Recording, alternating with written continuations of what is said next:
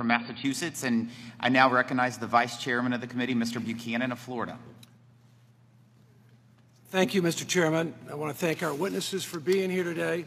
I'm glad we are finally focusing on this crisis, which has been a magnet for theft and a boondoggle for taxpayers' dollars. In total, GAO has found at least $60 billion stolen funds. The DOL put the number as high as $191 billion in proper payments, with a significant amount due to fraud. Outside experts estimate as high as $400 billion. So it's something we clearly need to focus on and figure out how to do it better. Mr. Dudaro, let me ask you, in Florida, I can tell you it was a disaster. There was so many dollars coming in. We weren't prepared. We had low unemployment rate at the time. We didn't have the capacity, didn't have the people, didn't have the equipment. It was like the F troop. Our offices getting hammered. Everybody was getting hammered in our state.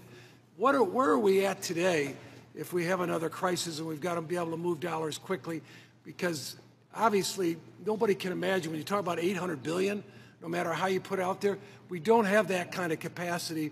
And obviously it might not be that such a big number, but as a result of that, we end up with 300 or 400 or 200, pick a number, and fraud, taxpayer money's out the door. So give us your thought. What are we doing today to try to fix that so it's not as bad? And hopefully states are getting additional money.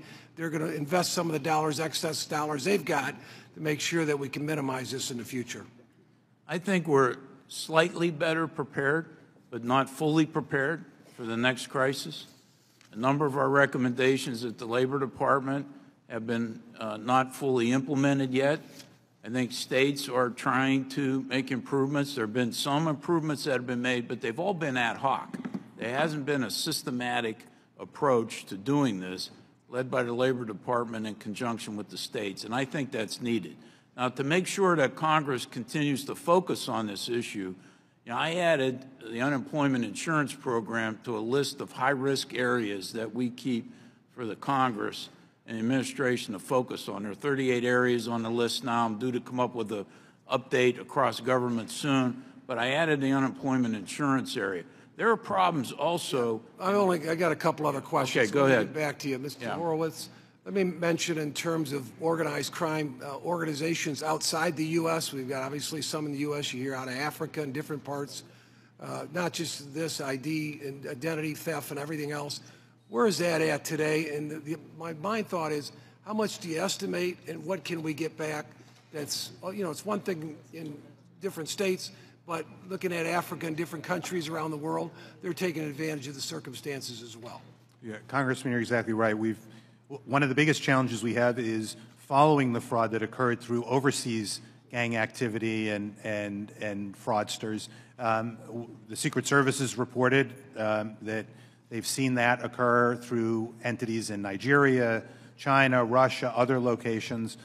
That will be our biggest challenge. What is that dollar amount? Do you have an estimate or any thought of it, a range? I don't, and one of the reasons I don't, Congressman, is that's among the hardest fraud to find, to track, and figure out, because it is through overseas networks. It's a challenge. I was a former federal prosecutor. The process by which getting that evidence is very challenging. I've got one more question for Mr. Turner. Mr. Turner, let me ask you, they claim 70% of businesses, if they could find workers, they could do more business. That's the mindset, at least in Florida. I think I've heard that around the country. They can't get workers. Where are we at today in terms of getting people back to work? Because you do hear, I've heard a lot of it, where people say, well, I don't want to go back to work. I got another six weeks of unemployment. But what's your sense of where we're at today on that? We have done some work in that area, and part of what we found out is that there have been instances of where people have not gone back to work. And we've asked the department, which has put out a policy, to address that and have that information reported to the states when it occurs. Yeah, I just want you, I'll get you the survey, but 70% of companies, small business I focus on, primarily small, medium-sized businesses, claim if they had more workers, they could do more business. So it's a great opportunity for them. So anything we can do to encourage people getting back to work, setting the incentives up properly would be really appreciated. Thank you, and I yield back.